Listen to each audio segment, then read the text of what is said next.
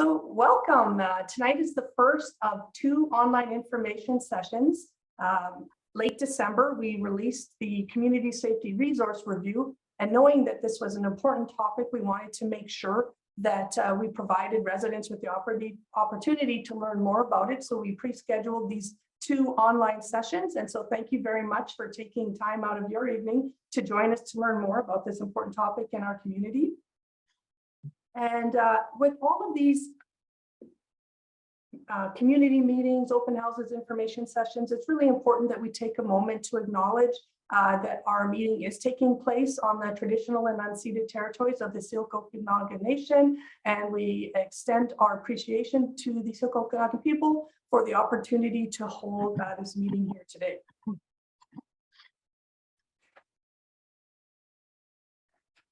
So I'll just do some quick introductions. So for those of you who don't know me, my name is Joanne Kleb. I'm the manager of communications and engagement, and I will be your facilitator and host tonight.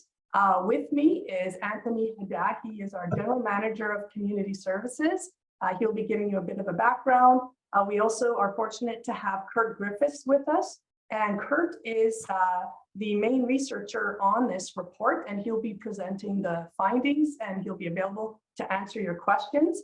We also have Blake Laban here with us, and Blake is our Director of Development Services, and he also has the bylaw services in his portfolio. And at the last minute, we were really lucky to have Chief Larry Watkinson with the Penticton Fire Department join us. So Larry is here with us today as well to answer your questions.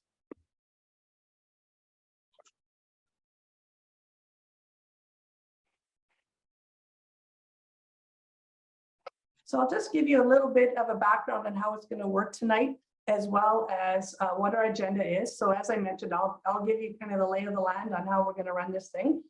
Anthony will give you a bit of a background about the study and the review and what's next. And then we'll hand it off to Kurt to give you kind of a high level overview of what we learned through the study. And then I'll facilitate a discussion.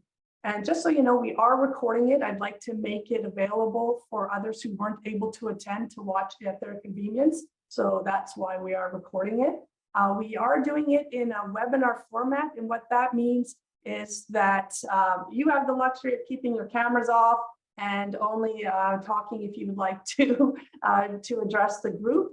And so the way we manage that, the way that works the best is if you want to ask a question, or if you want to address the group in some way, shape, or form, we ask that you make a request or put your question in the question and answer function of the Zoom tool. What this does is it puts everything in a queue, and it makes it really easy for me as your facilitator to go through and answer questions as they come in order. We do have the chat function going. You are encouraged to chat with the other participants. Just keep it really nice and respectful. And so that's how we are going to run it. I will mention that we will have a short presentation, and then all of your questions will be handled at the end. We also have just one interactive poll so that we can learn a little more about who's in the room with us today. So let's get started with that, and that will tell me who's watching the news or paying attention to our webinar tonight. So I'm just going to go ahead and launch our first poll. And we really just want to understand what really brought you out tonight. What is your interest in participating, taking that next step from completing a survey to actually taking some time to hear the results of the review and what it means to your community. So I'm just going to go ahead and launch the poll. I've put together a list of possible answers, but certainly you may have a different reason for joining us tonight, and you can certainly put that in the chat and share that with the other participants.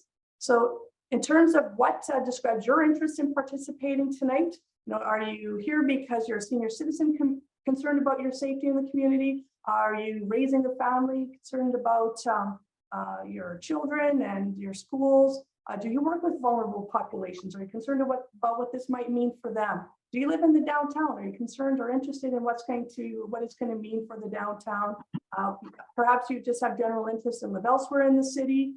Maybe you have a business and you're interested to understand what these results and these findings are going to or could mean for your business. Maybe it's in the downtown, maybe it's elsewhere in the city. Maybe you work in the protective services field and that's your interest in learning more. And other is, let me know, what is it that brought you out tonight? So please go ahead and enter that in the chat if you like. So I've heard from 16 of the 22 participants, 17 participants. So we'll just give it another few seconds and then I'll share the responses with you. And then we'll go ahead and hand it off to our presenters to start sharing this information.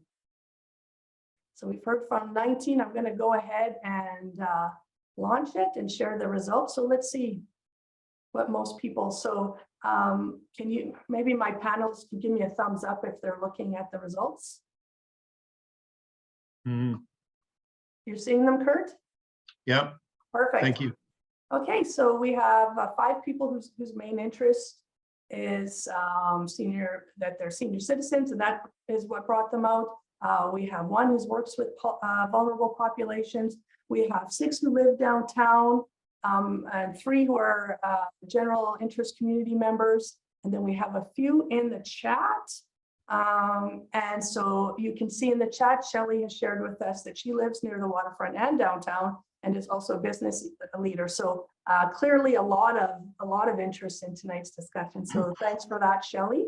And with that, I'm going to just stop sharing, and I'm going to turn off my camera and microphone, and I'm going to turn it over to Anthony.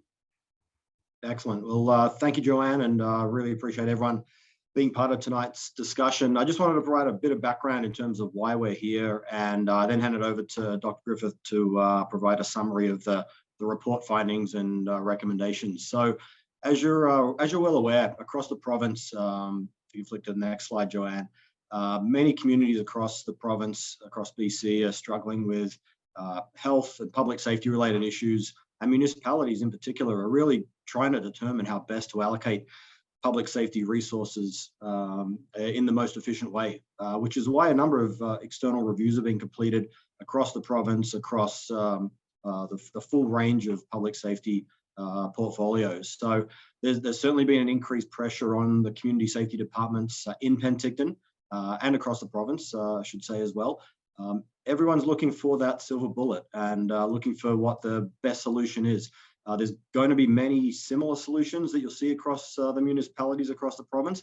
There's going to be some very interesting and innovative solutions that municipalities may come up with as well. So ultimately, it's going to be up to each municipality through their budgeting, through their council discussions, through their community engagement to make the best decisions for each of their communities moving forward. So we're really looking forward to having this discussion with the community specific to Penticton. The next slide gives you a bit of a quick snapshot of the report itself. Dr. Griffith will go through it in a bunch of detail, but Council gave us some direction in 2021 to begin a process to review the resources within each of those 3 departments. The report itself, it's a snapshot in time assessment that looks at the assessment from November 2021 until May 2022. And things have changed in advance of that. Things have happened after that as well. So really important to recognize that the report was done in that time period, and the recommendations relate to the engagement process that occurred during that period. A really significant engagement process was undertaken as part of the review as well, and you hear some of the feedback from Dr. Griffith as well. It's not a surprise to everyone that I'm sure everyone's aware around the homelessness, mental health addictions, and lack of provincial report, really sort of main root cause of many of the issues our community are dealing with, and the demands on our public safety departments are having, resulting from a lot of these issues.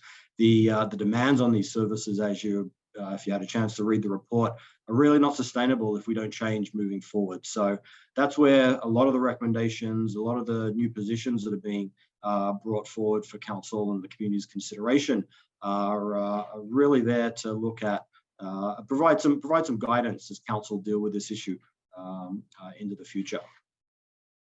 Just a bit of background. I think it's important to recognize in terms of who's responsible for public health and some of the major issues that we're dealing with as a local government. And the lines are often a little bit blurred in terms of what the federal government's responsibilities are, the provincial government, and then local government, but very clear in terms of the provincial government's role and responsibility around healthcare and the majority of issues that we're dealing with. The review itself, very clear that provincial downloading is stressing our system, increasing mental health calls, and the opioid crisis having a significant issue on the demand for services across full spectrum of public safety portfolios. And the lack of response from the criminal justice system, a trigger as well. In addition, as I'm sure everyone was aware, the cost of housing, a major concern in the short and long term to some of these solutions being brought forward.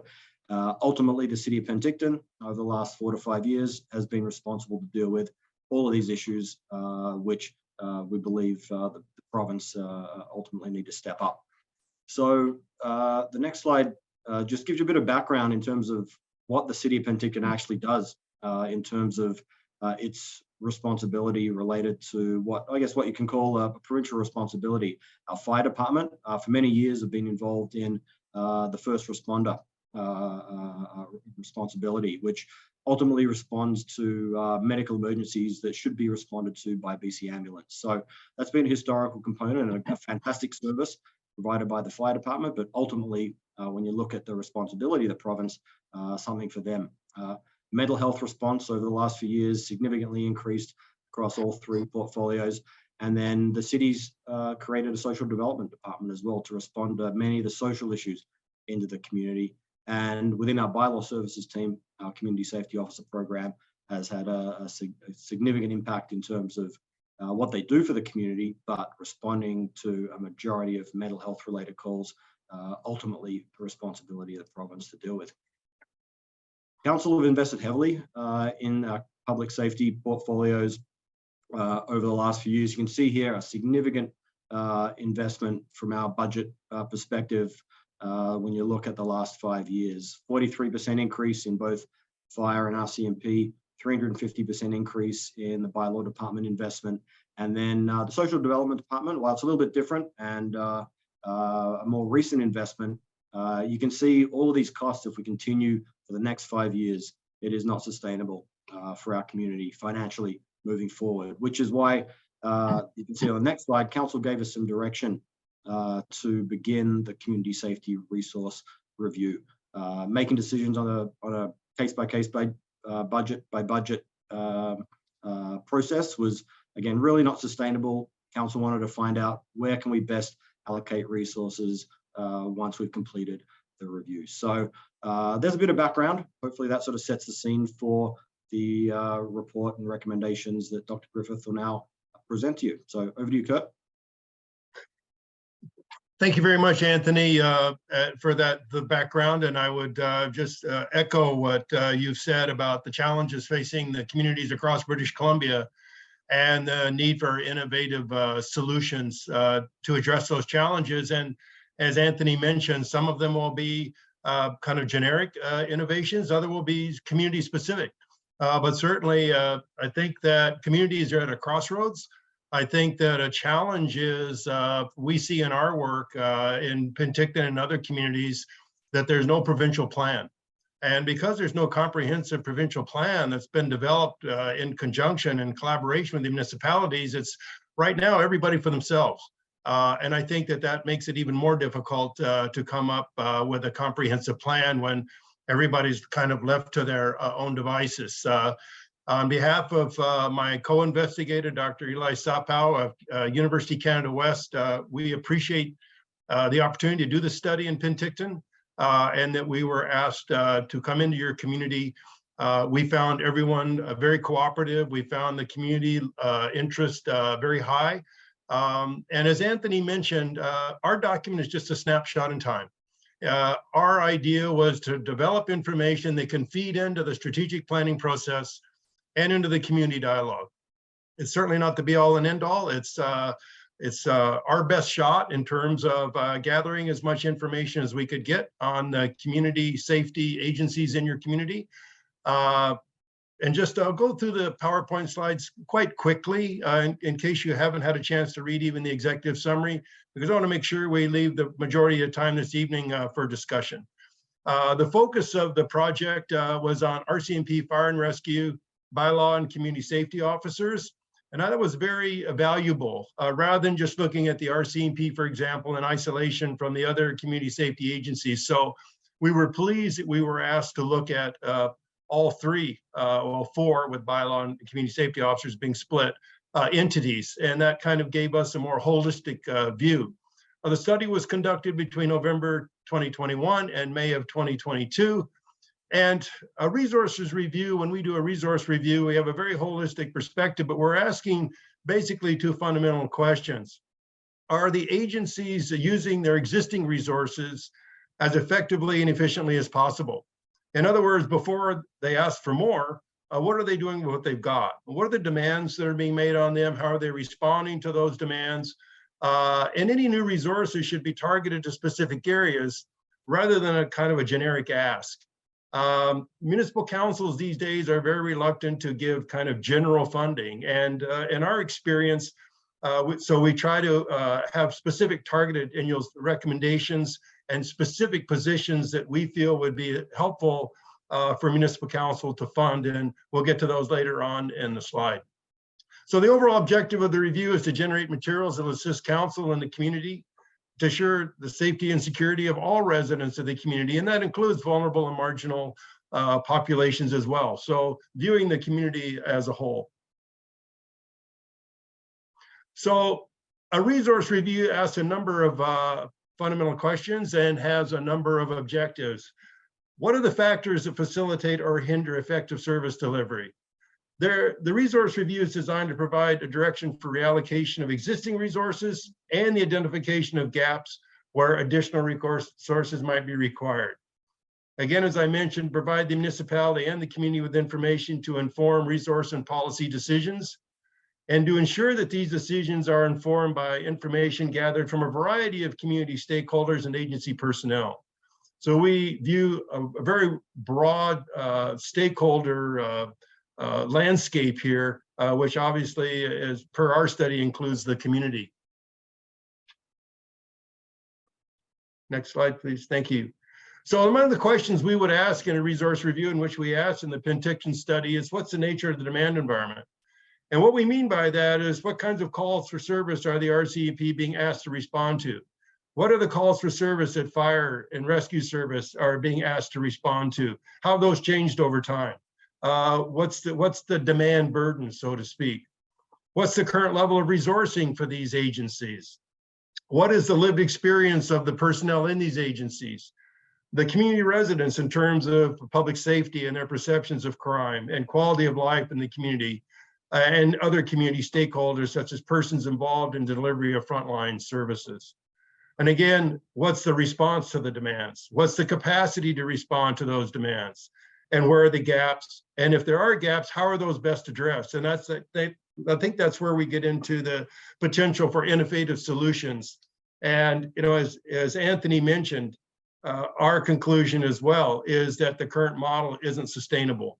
And if you look at the slide that Anthony had put up in terms of the budgetary increases, something has to give somewhere. And again, that comes to the carrying capacity. And again, as I think we'll end up discussing tonight, which is a thread here, is that the provincial government is a variable partner. Sometimes they show up, sometimes they don't. Sometimes they consult, sometimes they don't. Again, in the absence of a comprehensive municipal provincial plan, it's all kind of scattershot. And again, that limits the effectiveness in terms of the resource allocation.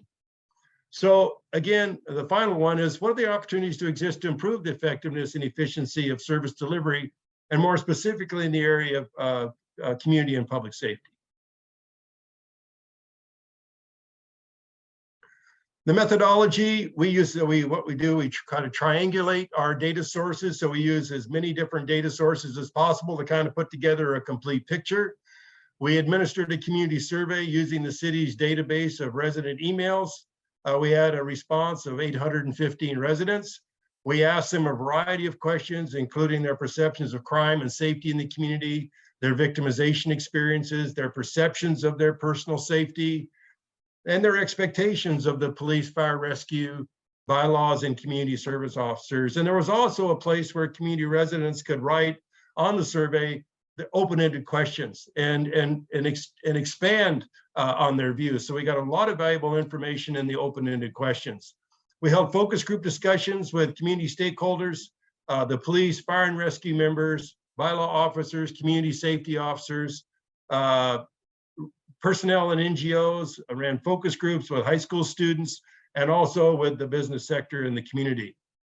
We did interviews with municipal and provincial personnel and other resource persons, including, for example, personnel over at the college about possibilities of joint programming with the city as one area that could be explored. And another area we gathered information from was from official statistics. So we got all of the, for example, the crime statistics from E-Division, RCMP, all the calls for service. We had access to all of those as well. So we have a variety of different kind of quantitative statistical materials, as well as what we call qualitative materials in terms that are gathered through interviews and the focus groups. Findings, the findings are some of the major ones are set out here in the 6 boxes. There's limited interoperability among the community safety agencies and initiatives. And what we mean by interoperability is collaboration, integration. The term is also used that oftentimes agencies are working in their own silos of excellence, as it were. And it's very common, but to improve efficiency and effectiveness, these walls have to start coming down, and there has to be a kind of an overall comprehensive plan. And that's why you'll see one of our major recommendations of the report is that Penticton should develop a community safety and well-being plan, which brings all the stakeholders together and sign off on a comprehensive plan.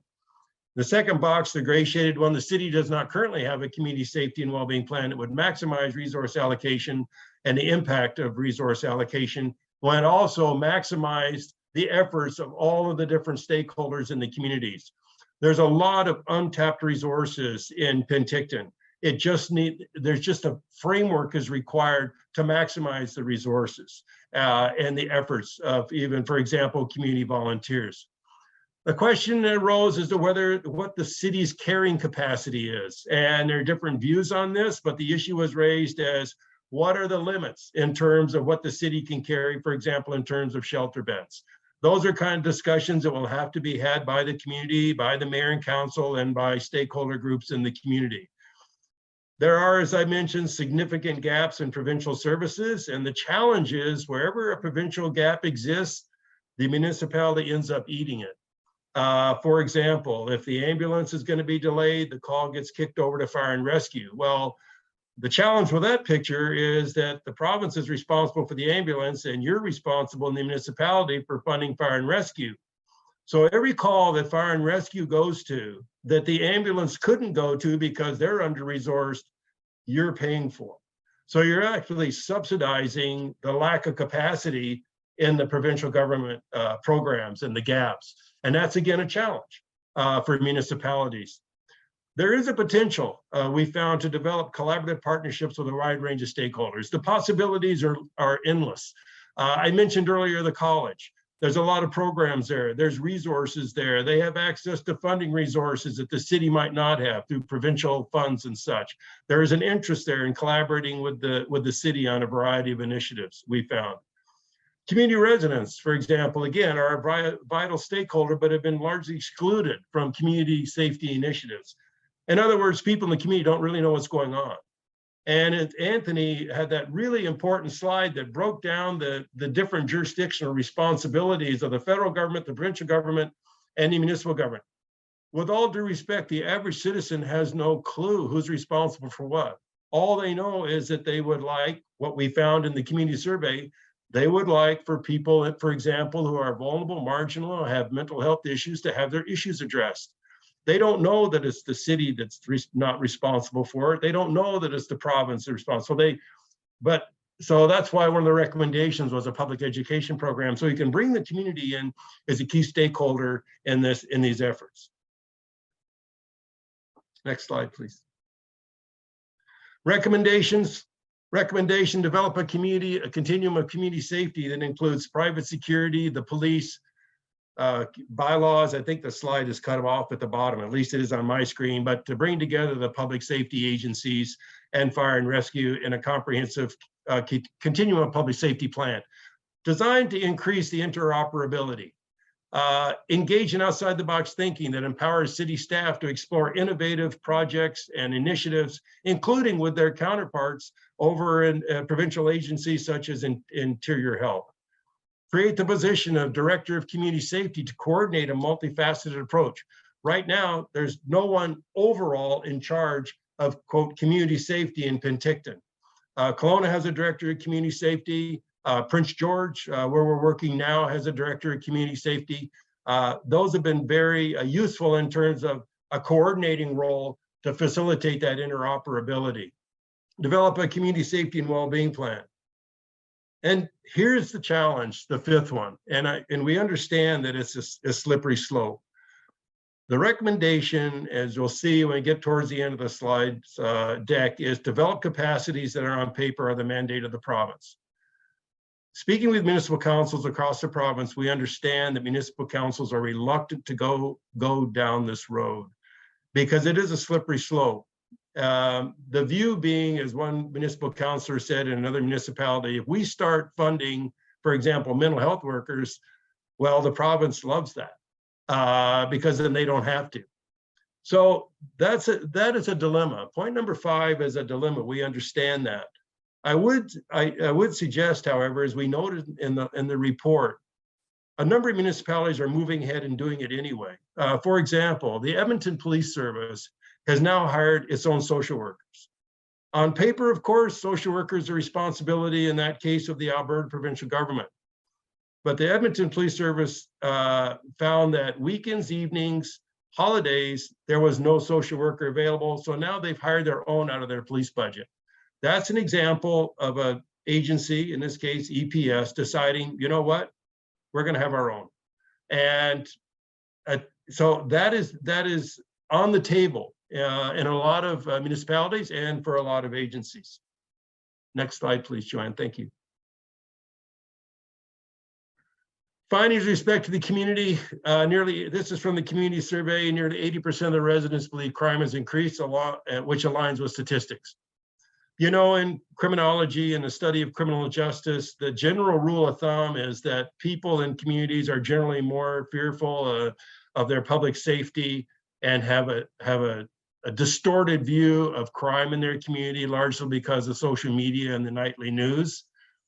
In this case, in Penticton, people are correct. There has been an increase in crime, and they are concerned about their community safety.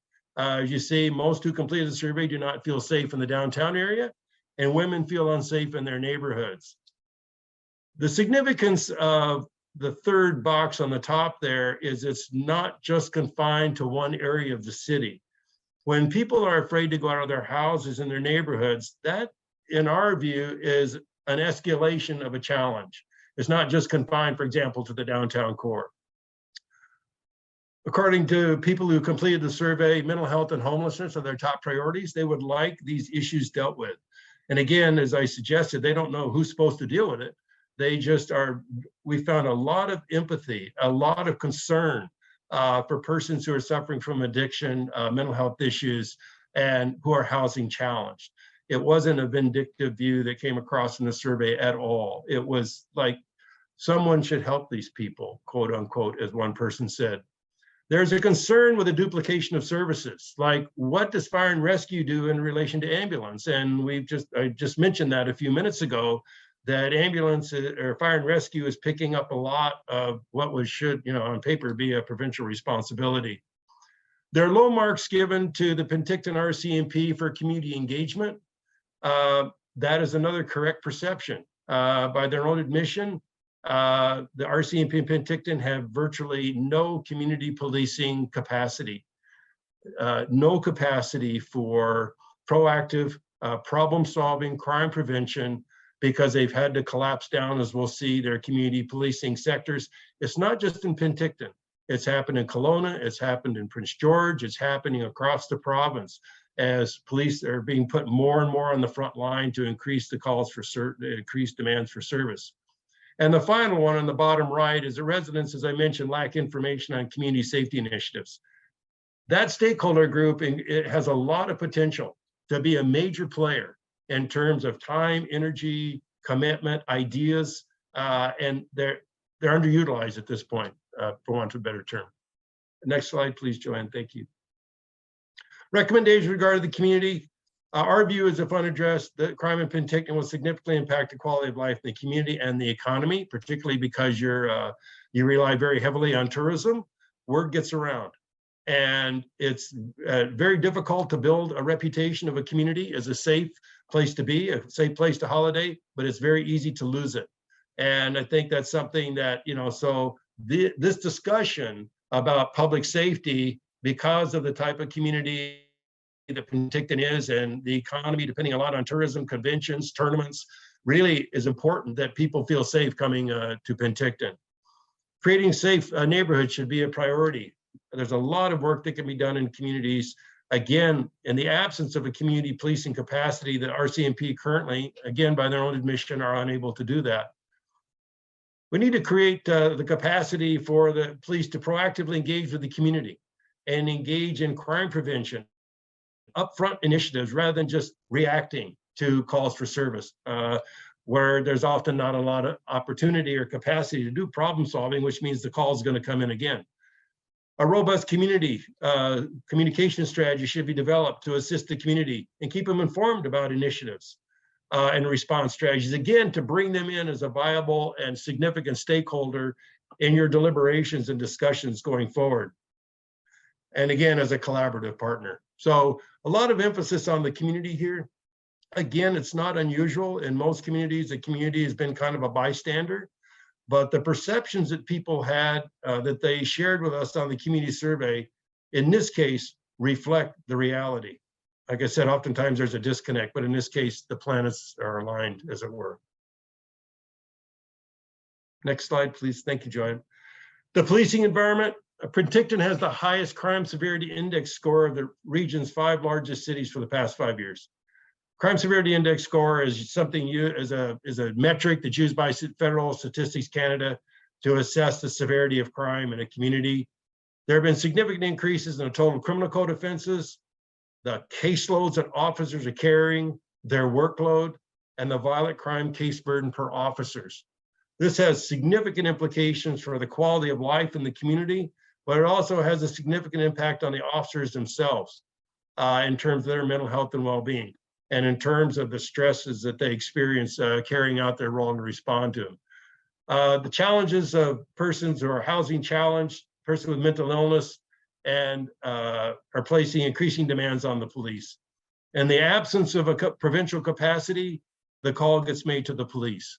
And we know that a high percentage of, there's, like I said, 56% increase in mental health related calls for service through 2019 and 2021.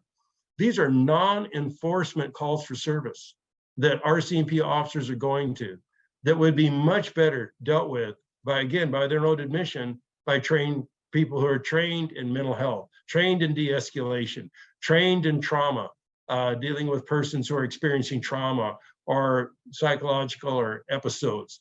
But again, the default is the Penticton RCMP in this case. So the majority of these calls, I think it's over 50%, are not enforcement related at all. So someone is going to have to develop a capacity to address those calls. And the view in our report was, if you free the RCMP up from responding to those over 50% of the calls that are non-enforcement related, those resources can be shifted to community policing.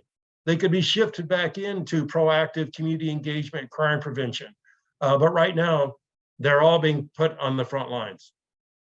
Again, the police have become the default for gaps in service delivery, for specifically related to gaps in provincial capacity, provincial service capacity.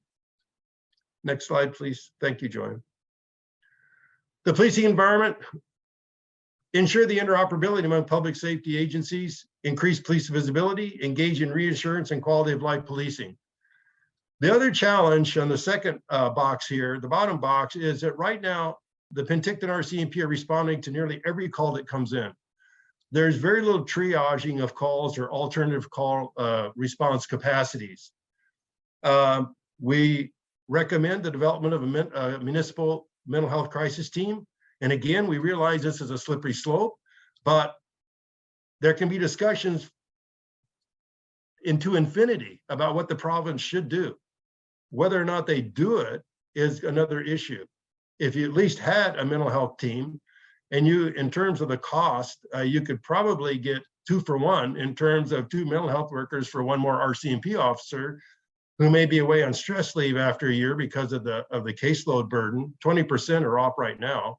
And there's probably others currently active duty that probably should be off, or have challenges. Develop alternative call response capacities. Equip the officers with the Health IM app. That Health IM app is an app that they carry with them that lets them do an assessment with a person on scene. It's not a silver bullet, but it does help them, provide them with information since they are going to a high percentage of calls that are mental health related. We've also recommended that the municipal council fund a PAC patrol unit. That is a unit staffed by a sworn member and a psychiatric nurse. They're very common across the province. I know that the RCMP in Penticton have asked for funding for that for several years, and it hasn't been funded. Again, that will take pressure off the frontline officers, and it will also provide professional expertise on the front lines in the form of a psychiatric nurse. Next slide, please. With regard to the detachment, we found that the officers and civilians who work in the detachment are dedicated professionals who are currently unable to effectively meet the demands being made on them. It's just not sustainable.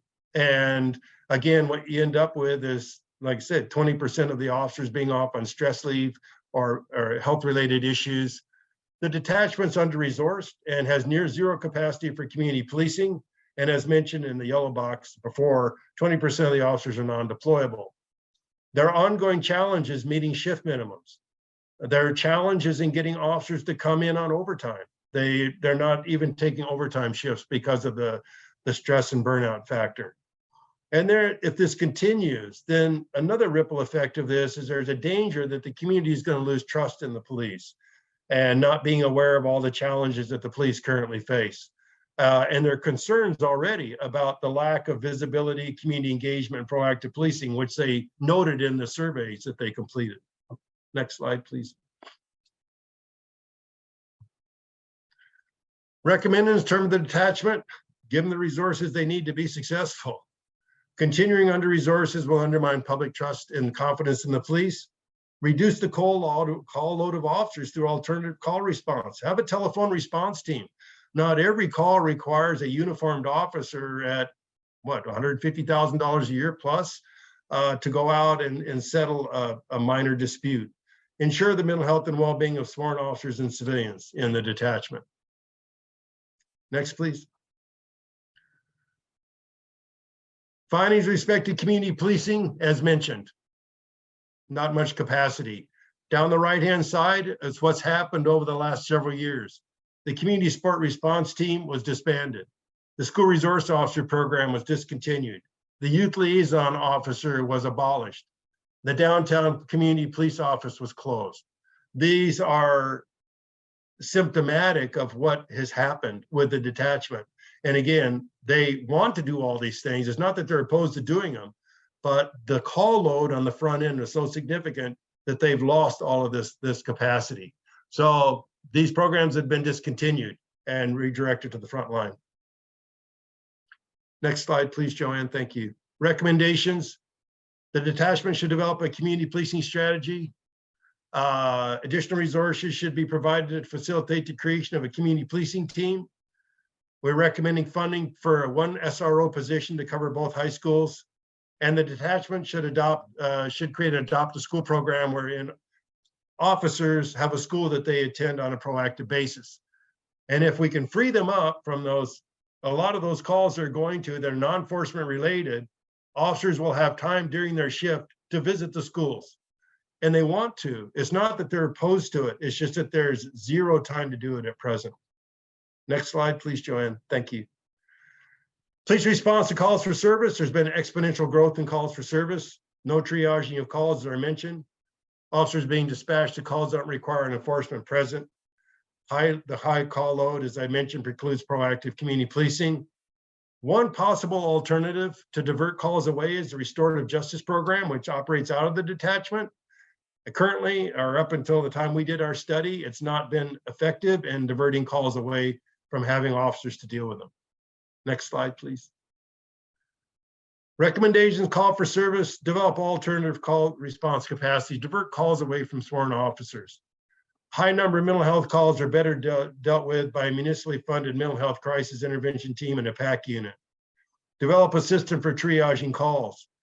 Interoperability with bylaws, community safety officers, and create a telephone response capacity to talk to people about their issues where you don't have to send an officer.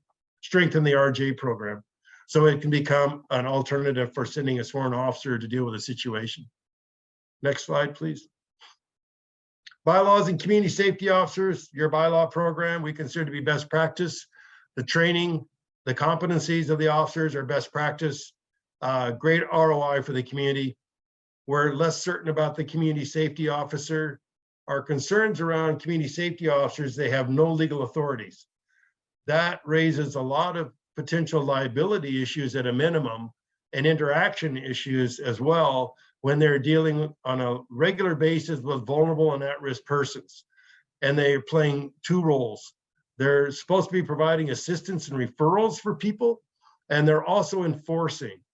Our view is that that's tough to do at the best of times, to play both roles, to be both a confidant to a person on the street, for example, they could trust, to confide in, to ask for advice, and then the next day there's an enforcement on them. I think that's a very challenging role for the officers. So we recommended that the program be frozen until that's all sorted out. The provincial government all-party report that came out last spring has recommended a higher emphasis on special municipal constables who would have more powers and authorities and legal powers and authorities. And that's hopefully something that would provide another part of the tiered policing arrangement. We found that even though they're located in the same office, there's limited interoperability between bylaws and community safety officers. And that's why we recommend a comprehensive community safety plan to ensure that they're interacting with each other and increasing their effectiveness and efficiencies. And there's also very limited interoperability between the community safety officers and RCMP officers. They should be part of a tiered policing arrangement. Private security, community safety officers, bylaw officers, potentially special municipal constables and RCMP officers should all be working as an integrated model in a tiered policing arrangement. Next slide, please. Recommendations: pause the expansion of the CSR program until you can sort out where it fits. Join other municipalities in advocating for special municipal constable position approval from the provincial government. Communication plan to educate the community about what bylaw officers and community safety officers even do. And foster interoperability between these three: the bylaws, the community safety officers, and the RCMP officers. Right now, there's limited interoperability. Fire and rescue, a large majority of the calls to which fire and rescue respond are not fire related. Structural fires, and we have to keep in mind, the fire and rescue have a duty to ensure the safety and security of the community. That's a primary mandate. We can't lose sight of that. So when we cite that in terms of the demands for service, that should mean you abolish the fire and rescue service. It just means that if you take a look, over 50% of their calls are medical related, often a consequence of inadequate EHS coverage. That's an example that I used before where the municipality is in effect subsidizing a gap in provincial services. Large fire apparatus are being dispatched to many minor medical calls. Sometimes they're responding to the same person overdosing 2 times in the same day. It's expensive, and there's alternative ways to do that. Many fire and rescue services deploy a rapid response vehicle staffed by firefighters, often trained as paramedics or up to a higher level of emergency response. These are like a Ford 150 that are equipped with maybe 100 gallons of water, but also have medical equipment that are there that could respond, for example, to a person of overdose. So you don't have to roll out a pumper truck to go to a drug overdose, for example, in the downtown area. The primary focus fire and rescue resource acquisition expenditures is on fire suppression. Our suggestion is that innovative opportunities exist to explore other ways to allocate their resources. Next. A strategic plan should be developed that reflects the demands being made on the service. collaborate on a comprehensive plan, which would be that community safety and well-being plan. We suggested funding be provided for a rapid response medical unit, which would be staffed by 2 firefighters, cross-train all firefighters as paramedics. And there's a varying debate about that in different provinces. In Alberta, they are. Some argue that it's not necessary, but we've suggested that consideration be given to that. And that fire and rescue engage in a process of re-identification to ensure that their training and resource expenditures and allocation reflect the demands being made for them, while at the same time ensuring that they have the capacity to respond to the rare but significant structural fires and the types of challenge that exist on a major basis. So we're not discounting that at all. Next, please, Joanne. Summary of recommendations. You can see what were recommended to municipal council: a pack patrol unit, a community safety, a community policing team, school resource officer, a youth liaison officer. Right now in Penticton, I'm sure that most people in the community don't know, there is no traffic section. That's been collapsed down as well to put officers on the front lines. 4 municipal employee positions. They need an operations team lead, 2 of them, a records clerk, disclosure and transcription. I would add a caveat to that in the sense that the RCMP is in the process of rolling out body-worn cameras. The timeline for that is uncertain. Some detachments are going to be receiving body-worn cameras this spring, I understand. When Penticton will get theirs, the caveat here is that's going to require more municipal positions. Body-worn cameras, regardless of whether you're for them or against them, if you have them, they generate a lot of work. So there will be most likely additional positions required on the part of the municipality. Next, Joanne. Summary recommendation. So we've recommended additional municipal employees. We recommend a director of community safety. We recommended a peer navigator for the public library. This is an interesting area. A lot of libraries across the country are finding that there are very few public places anymore for persons who don't have a fixed address, or persons who are in crisis. They can't go to the mall because it's private property. The public library is really the last public accessible space for people. And librarians across the country have found that a lot of vulnerable people come into the library to use the free access that's there, but also as a place to kind of have a safe space. And so what you find, for example, in Kelowna is a peer navigator in the public library. There's one in Edmonton libraries. There's others across the country.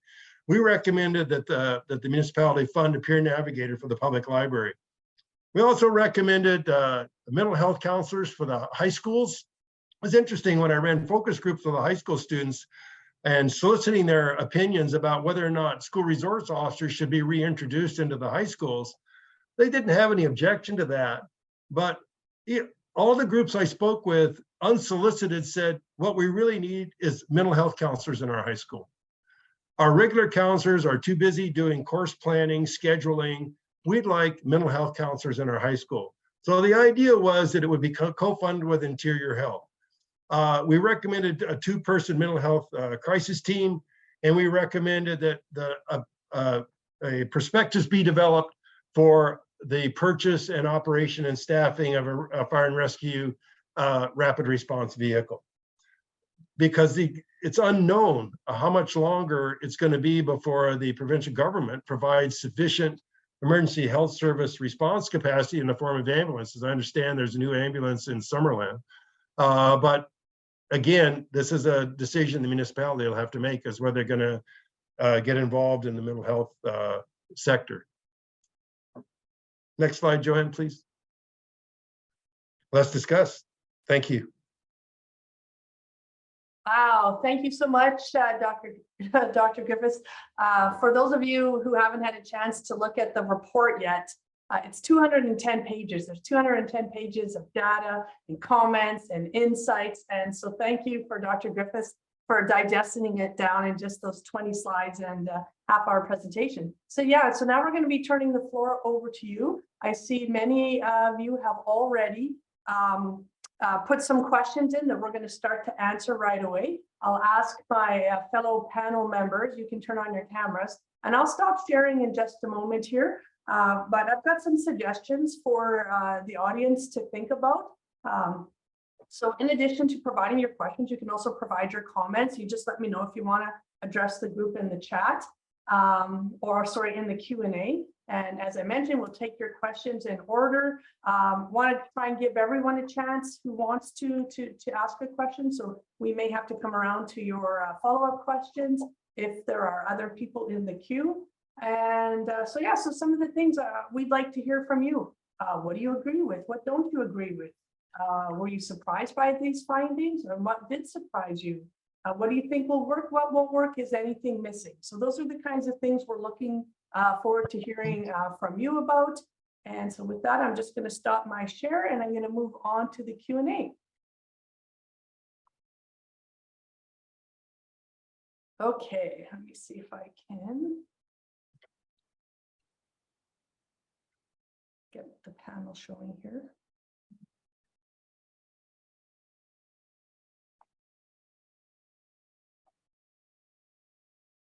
Okay, so I'm going to go to the first question here. Comes to us from Rick. Thank you again for getting us started on the Q&A. So Rick says, it appears that the consultants are suggesting the taxpayers should cover the 10-person medical unit.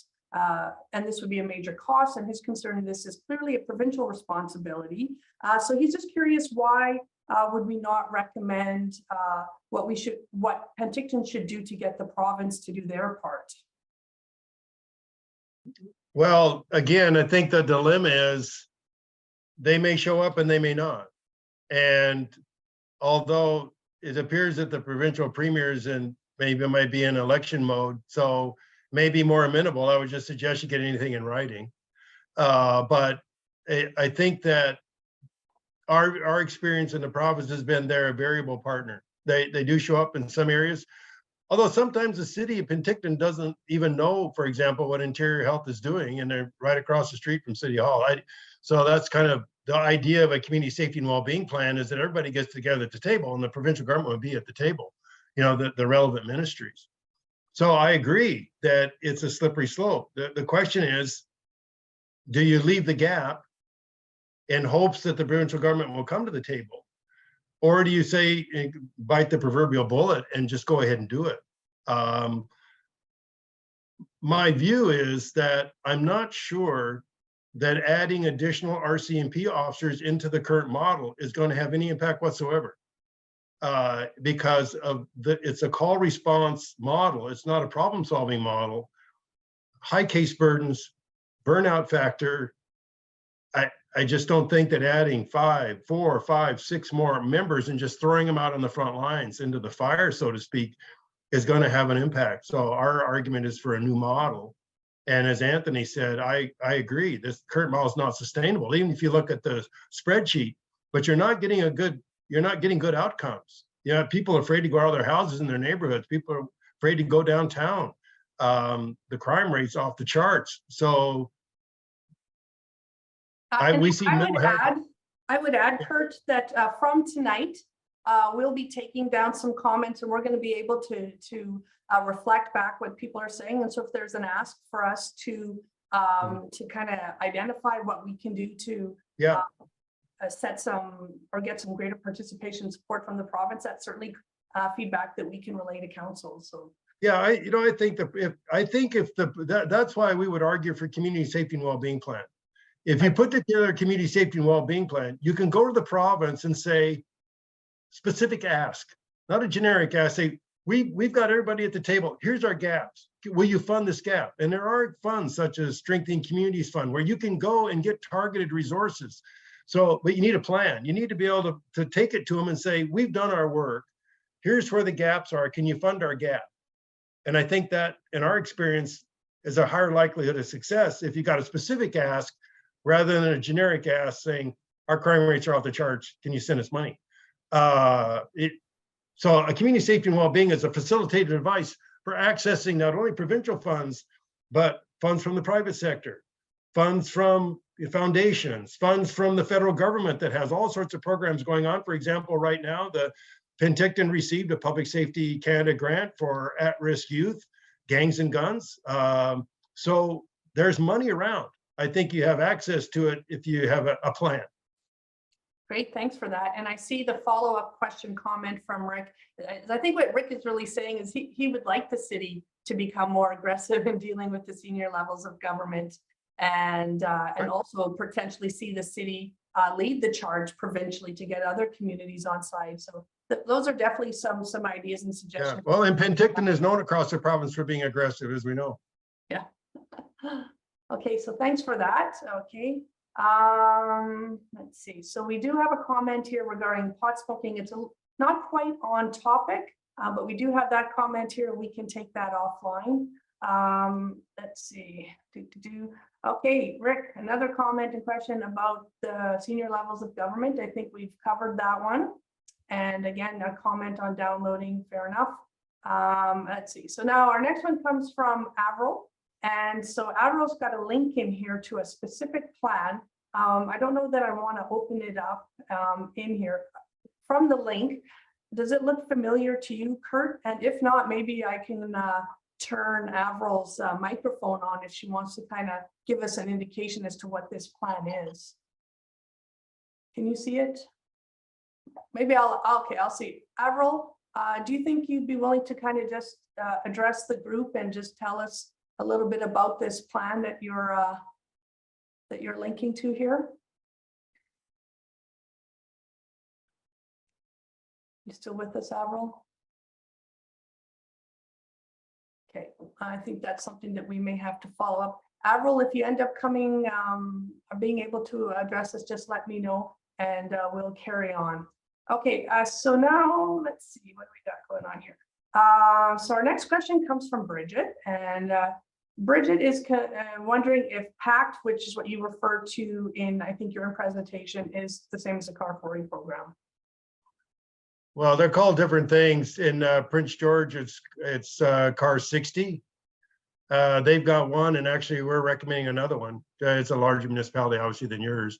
They're called different things, different departments. Vancouver, maybe car 87. They've got some numeric attached to them, but the idea is the same. That you have a sworn member working with and larger departments like Vancouver have other units. that have a police officer and a youth worker, police officer, and a person from a social worker.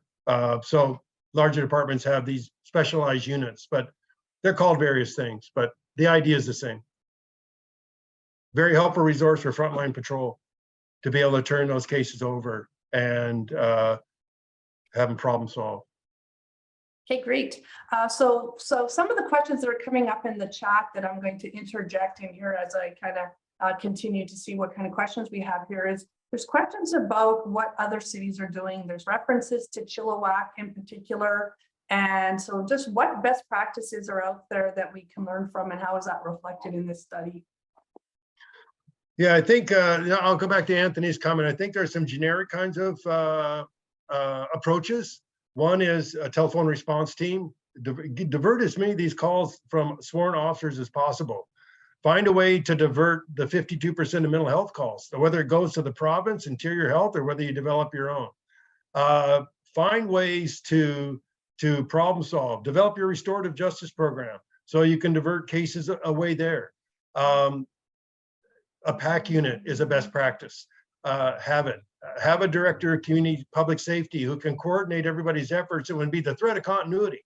Be a liaison with the provincial government, would know all the moving pieces, would know your provincial agencies across the street, interior health, develop working relationships there to see how you can maximize resources and initiatives, and maybe joint initiatives between the provincial government and the city. So it's kind of, on the one hand, you want to be aggressive. On the other hand, you want to say, we're open to collaboration, provincial government. Here's some ideas, bring some ideas to the table. So some of them will be made in Penticton solutions. Other ones will be more generic, which have track records. For example, school resource officer programs can be effective if it's the right officer in the right situation. You have to pay attention to that. Putting mental health counselors into high schools is very common practice in a lot of jurisdictions in recent years because of a lot of the issues and stresses that high school students are experiencing, the challenges. So those are the possibilities I mentioned earlier are endless. It's a matter of, you've got a finite amount of resources to expend. And how do you expend them in a way that's going to give you the best what we call ROI? Not just in terms of an Excel spreadsheet, but in terms of people feeling safe in the community, and that the challenges of all the segments and the stakeholders in the community are addressed. So there are a lot of possibilities of programs that work, and then there's unique situations in Penticton. Yeah. And so just to follow up on that question, so what about Chilliwack? Are you familiar with Chilliwack and what they're doing? Well, Not specifically. not specifically. Okay. Yeah. And again, I think that Maple Ridge has innovative programs as well. Kamloops has an innovative program in terms of community service officers.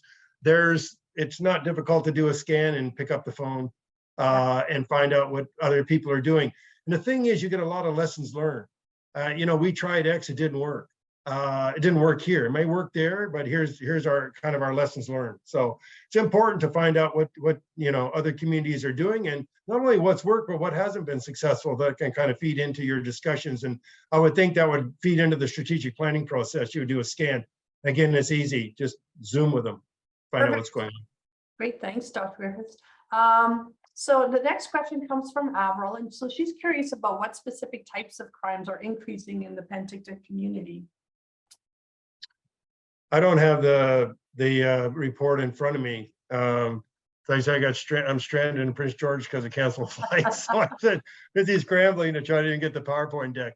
But violent crime. And I think the other thing that we often miss is, for people in the community, for community residents, it's been our experience, it's not just crime per se, but it's disorder. And a lot of disorder doesn't show up in crime stats.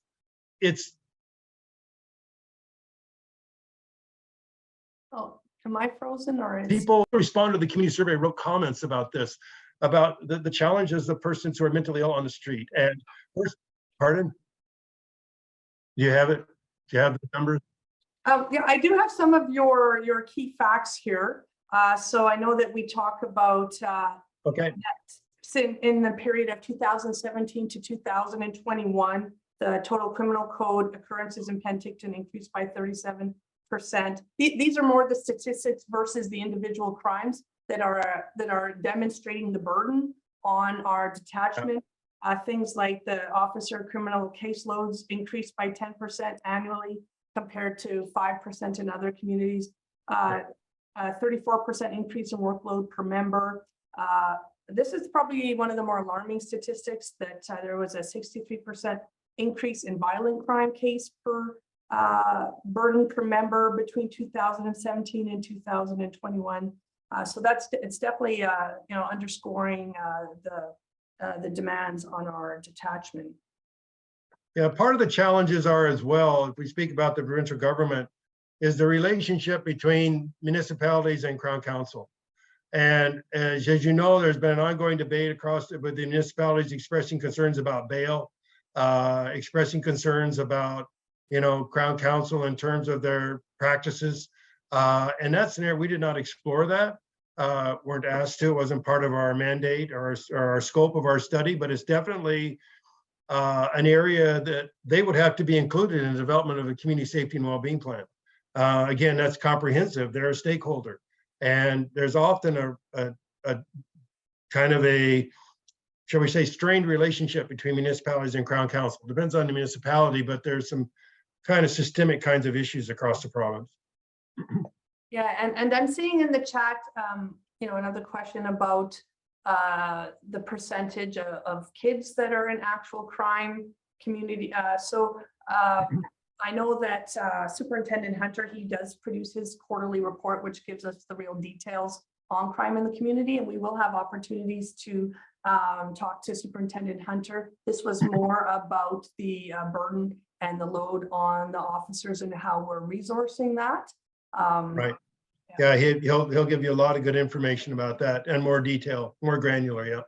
And can you explain why the officers in the school? What is it about officers in schools that is your understanding is helpful in terms of crime prevention? We know officers in the schools over the last, particularly since the George Floyd incident in the U.S. and the defunding movement, there was a move to remove police officers from schools. The argument being that the presence of uniformed officers in schools is traumatizing for certain students, particularly visible cultural minorities, students that have been traumatized, vulnerable and marginal students.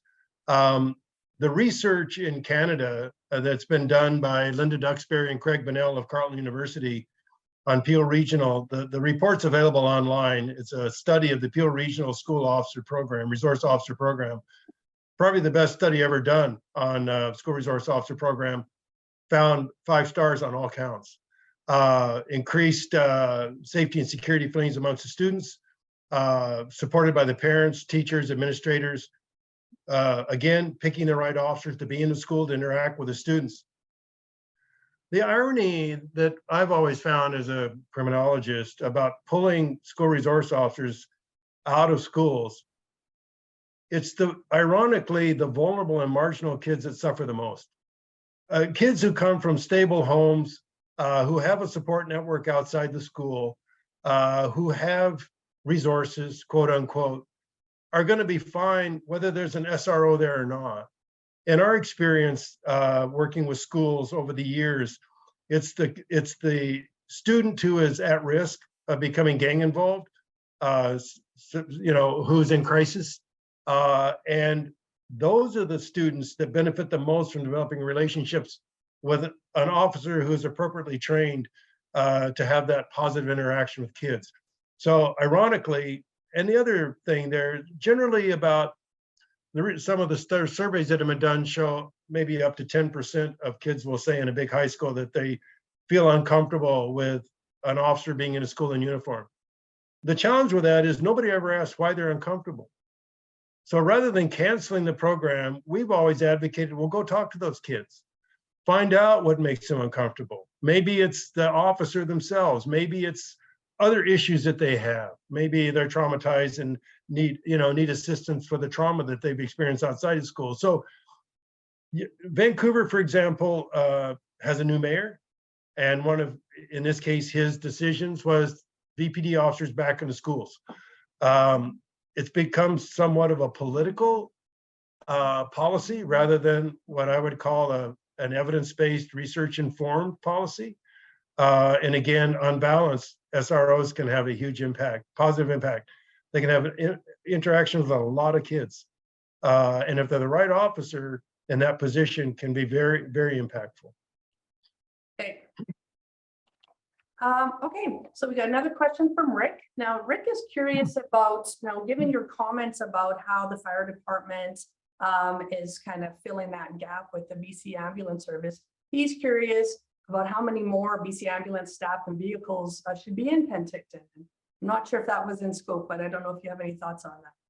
Well, one of the first things we asked when we put together our wish list, and a note for the city of Penticton about data that you could provide, I sent a note to BC Ambulance. I said, could you give us your calls for service in Penticton for the last 5 years? Yeah. I haven't checked my email in the last 20 minutes, but I don't think anything's come in. Didn't get anything. And then not even a response. We were able to speak with one ambulance attendant who spoke to us off the record on a Zoom call in Penticton. Very experienced and laid it all out. And again, it was beyond our scope, but obviously this is a good example of how you're being impacted by funding not being provided. And again, politically, the province is happy to let your fire service go to all these calls. The question is, what do you do about it? Do you issue them an invoice at the end of the year and say, by the way, here are all the calls we went to that you should have gone to, here's your invoice. Thank you very much. Great. Chief Larry, do you have anything to offer there or any insights?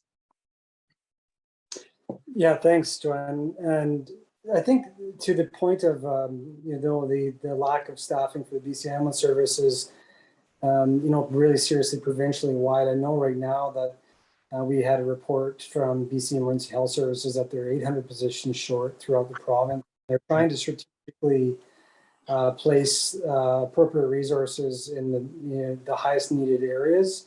And I know recently they've been looking in South Okanagan and in Kelowna specifically about appropriate resourcing and allocating those resources within the region.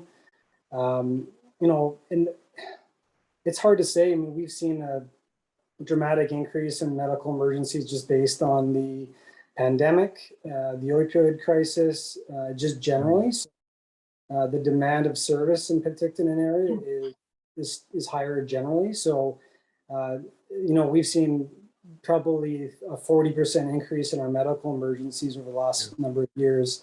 So if you looked at it that way, then we'd probably look at asking for another full-time ambulance both day and night, if not two, to cover that kind of, you know, increasing demand on calls for medical emergencies. If it was 40%, and you look at adding another 50 percentile to that operational ability to respond from the provincial side of things. So, and yeah, no, we do have a great relationship with the BC Ambulance Service. It's just that they're struggling in regards to the resources appropriately.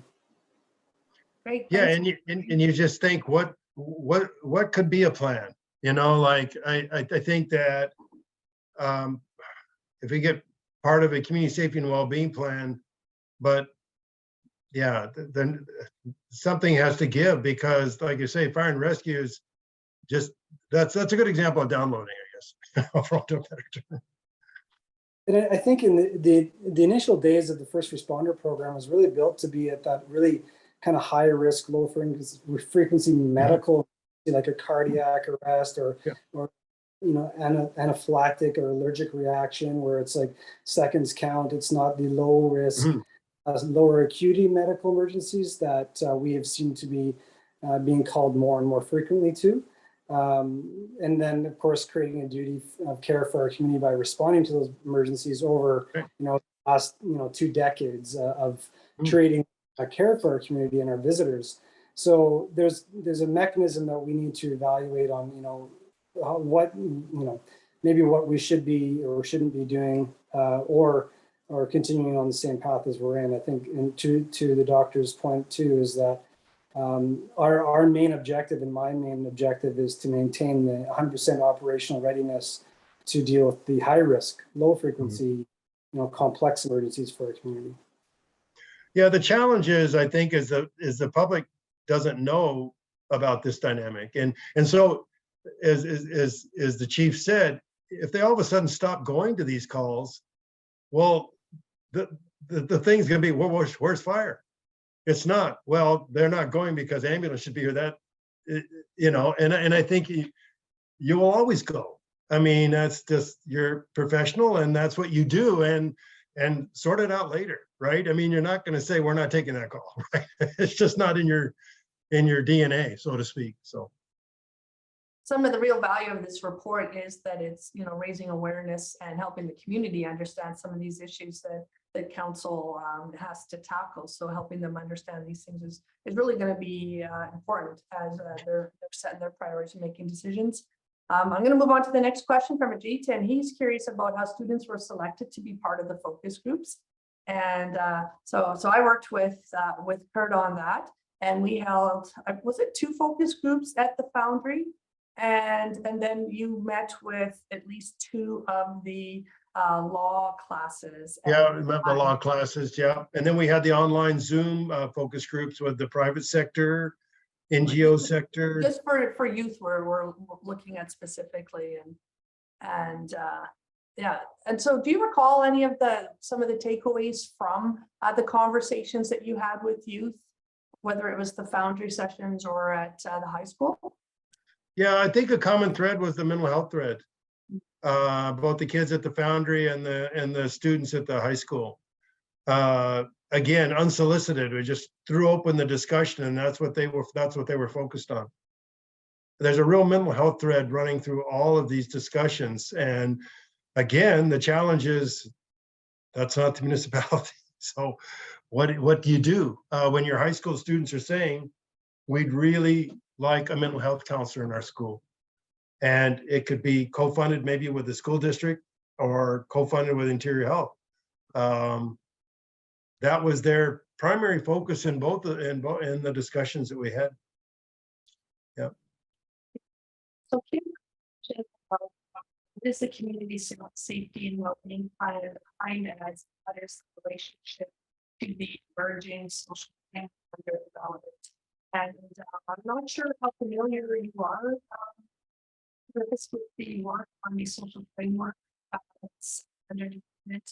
And so maybe Blake wants to jump in here and just speak to a little bit about the social framework. I think he can make some connections to how these two, how this study, the potential for what we found, and then the social framework, how they all kind of work together. Sure, and maybe I can just talk a bit about the social framework, and then Dr. Griffiths can explain the other plan.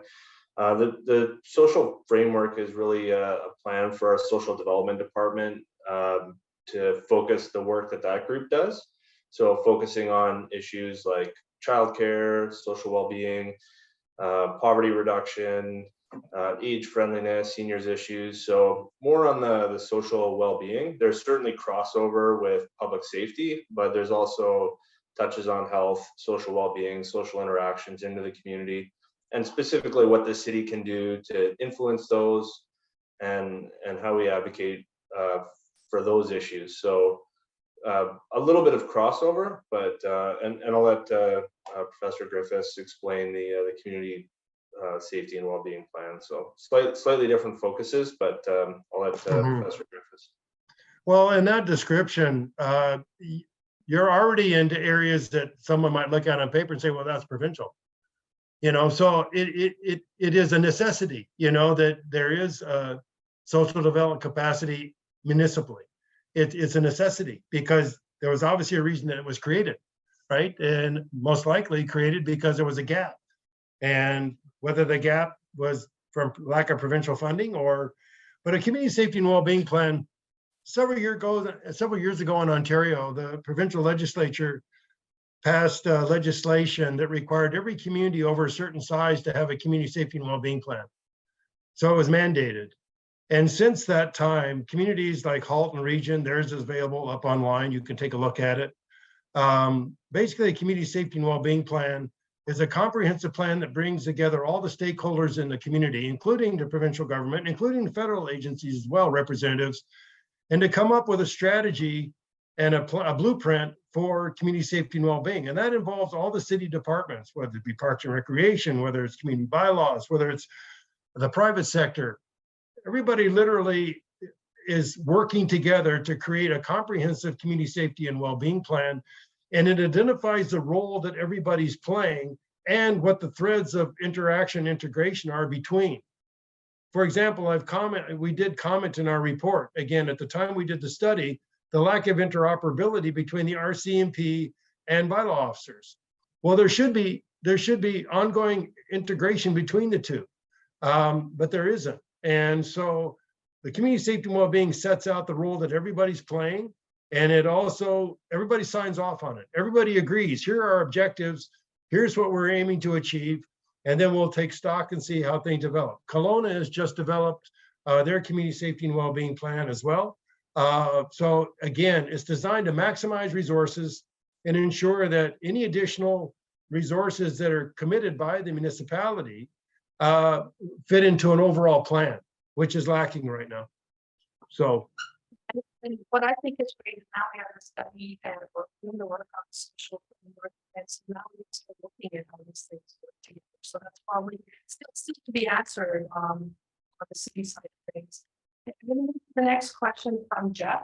So Jeff wants to know the bottom line cost. He says he's in general agreement with the presentation, but wants to know what's the bulk. And so I think I'll turn that one over to Anthony. Yeah, no, thanks, Joanne. So within the staff report, and it's not contained within the Dr. Griffiths report, we put a high-level estimate together on the recommended positions that are being brought forward. So within the sworn detachment positions, you've got approximately $2.4 million of investment that would need to be made there within our municipal employees for $410,000. And then within the municipality, including the estimate for a water rapid response unit would be, that's approximately $2.2 million.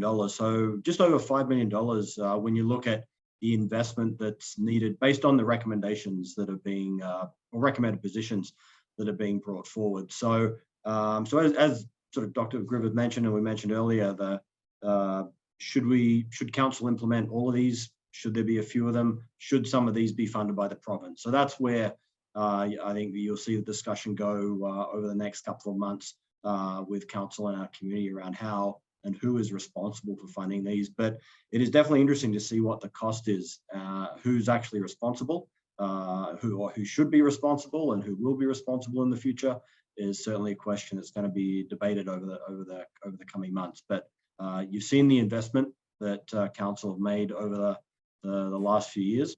It's how and where is the next phase of investment in public safety going to be made is the big question moving forward. Yeah, and I think the question we have to keep in mind is, what's the cost of not doing it? You know, in terms of quality of life in the community, in terms of people, you know, community safety and well-being, in terms of, you know, Penticton growing as a destination.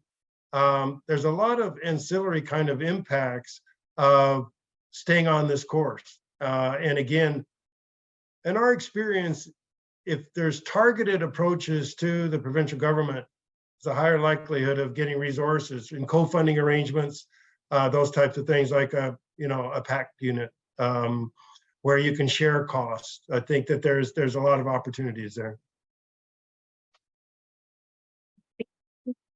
It's down to 7 events, and you have 7 minutes.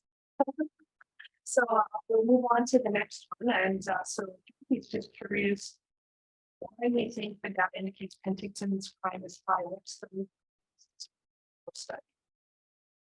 That's something you can answer, Kurt? I did not, you're cutting in and out. I heard about every third word. Did somebody hear the question?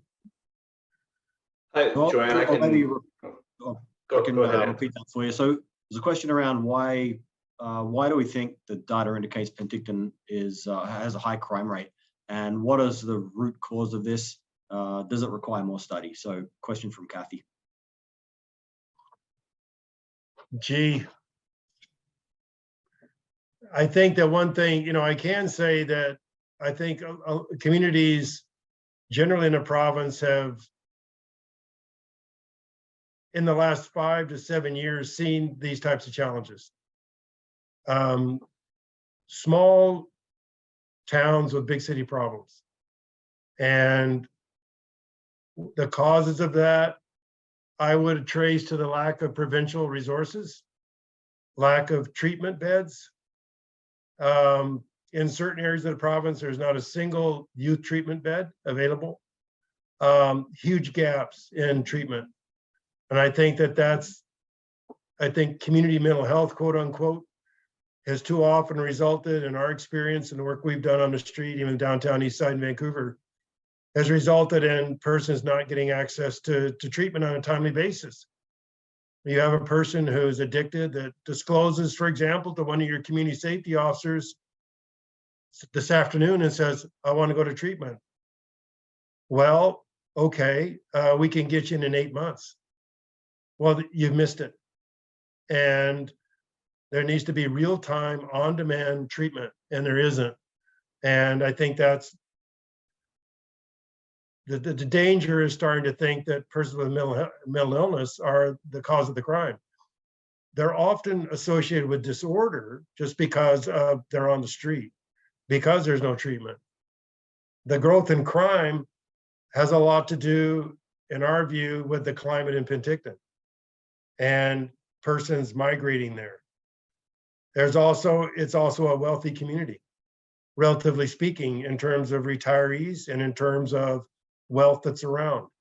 So the number of people, and you also have frequent flyers. We didn't do the study in Penticton, but if you do a breakdown of who's committing the violent crimes, it's a small number of people doing a lot of crime. It's a small number of people who are doing 80% of the property crimes. And if Crown Council doesn't get after the serial offenders, then that perpetuates itself. So, and by no means am I suggesting that the mental health issue is related to crime. It is related to people's perceptions of disorder. And again, that's not the fault of the person who's on the street, who should be in care, in a sense, receiving treatment on a real-time basis. Okay, thank you, Kurt. Okay, so our next question is about, has the city really looked seriously at the car authority program? And I'm happy to say the answer is yes. Anthony, can you speak to that?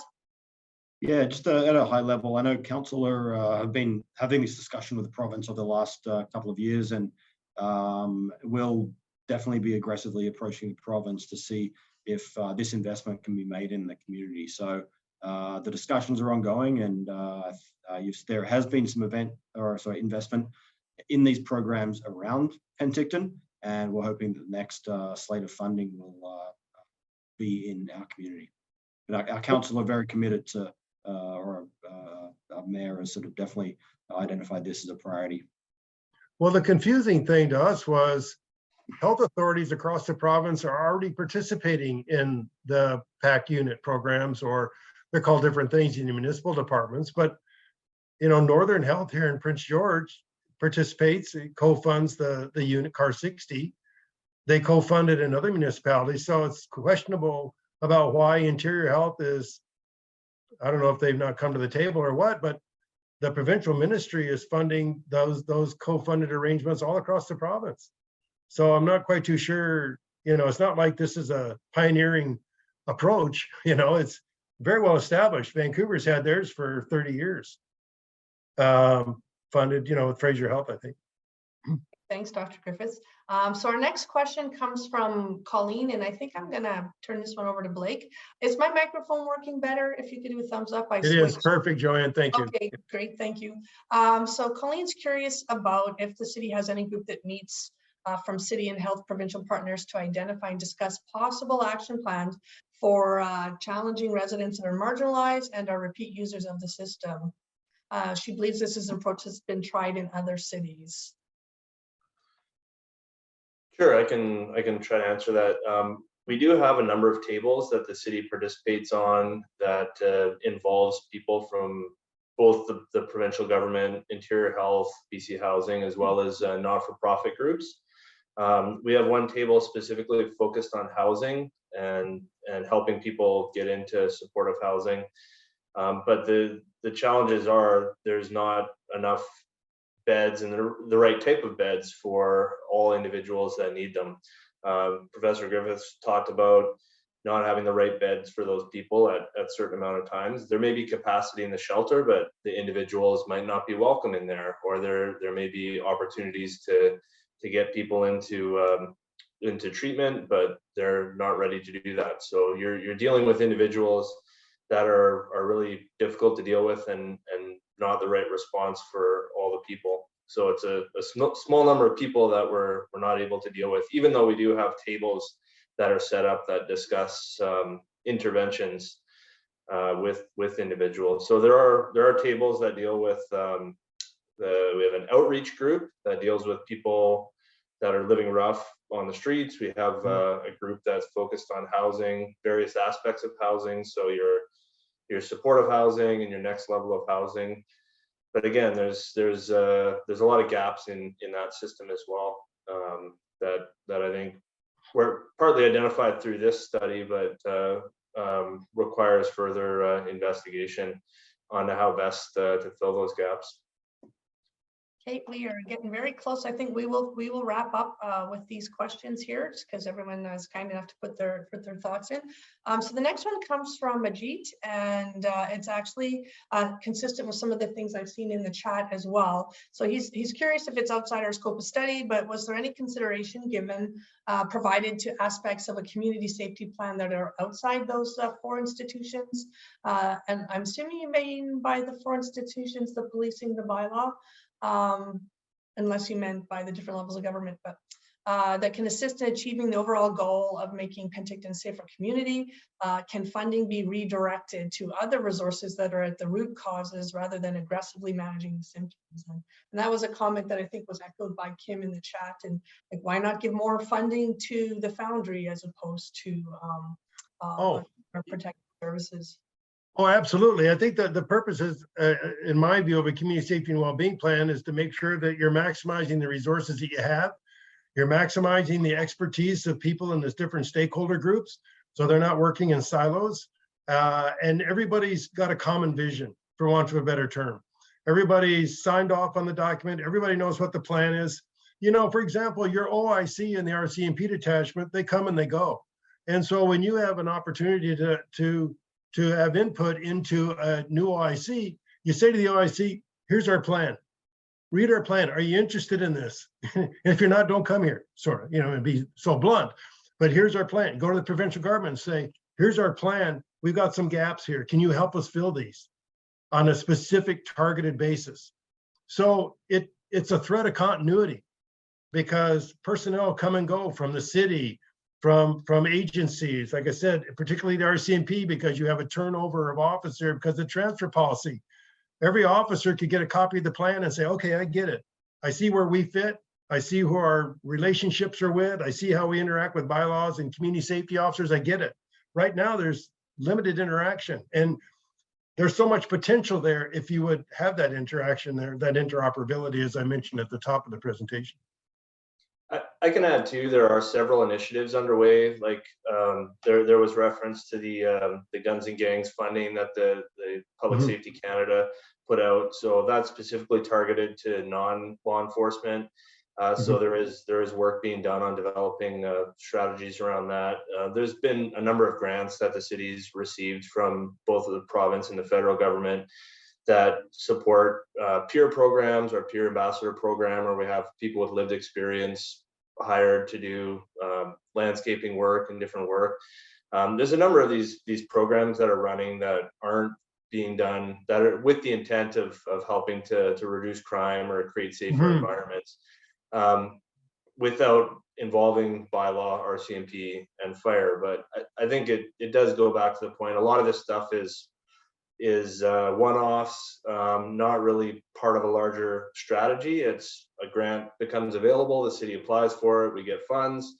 You know, we fund certain programs that we think are going to contribute, but we don't really have, you know, objectives and measurables that we're going back and saying, okay, this ambassador program that we're funding is actually, you know, doing this objective. So we don't necessarily have that overarching plan that puts it all into context, but certainly a lot going on outside of these four main groups.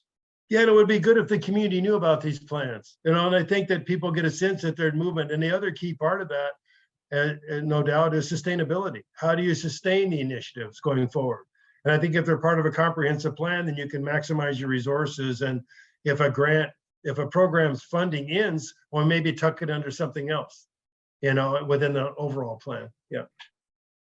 And the conversation doesn't stop today. There will be lots of room for more discussion, more ideas as well as we go forward.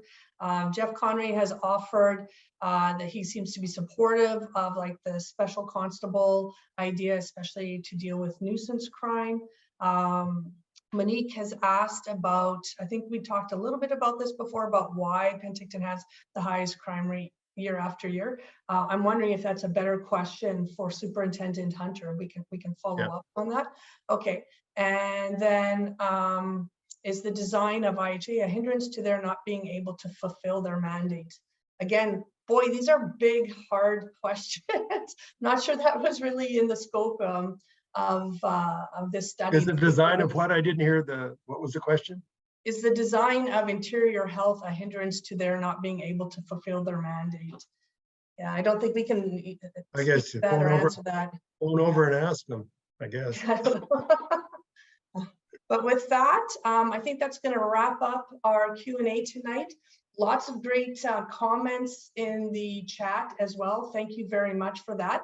I have recorded this, so I will make it available on Shape Your City for anyone who missed it. And I just want to take a moment first to thank Professor Griffiths for taking the time and sharing all of your lessons for the review, and also to my panelists, Anthony, Blake, and Larry for participating tonight, and for everyone who stayed on the call all this time. So thank you all very much. Thank you. Have a great night. If you enjoyed it, you can join us again on Thursday. Okay, thank you. Thank you all. Thanks, Joanne.